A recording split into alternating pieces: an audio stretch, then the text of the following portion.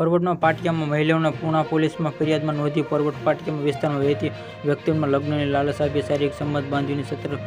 તરછોડી દેતા મામલો પોલીસ પહોંચ્યો હતો અને વ્યક્તિમાં પાછળ 74 લાખની રકમ ધંધા માટે ઉછીતી લીધી અને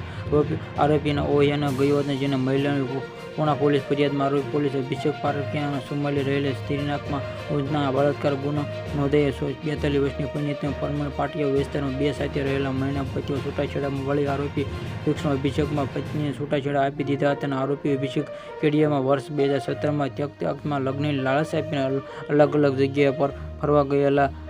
લઈ જઈને શારીરિક સંબંધ બંધાવ્યો હતો અને તદ વ્યક્તિમાં જમીન વેચાણ લઈને લાખોની રકમ આવી અને અભિષેક ધંધામાં માટે વ્યક્તિ પાસેથી ટુકડે 74 લાખની રકમ ઉછીને લીધી અને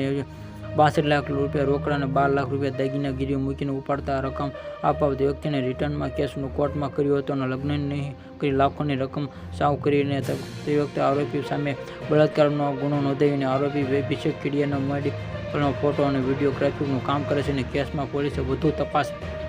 હાથ ધરી છે. Subscribe my channel.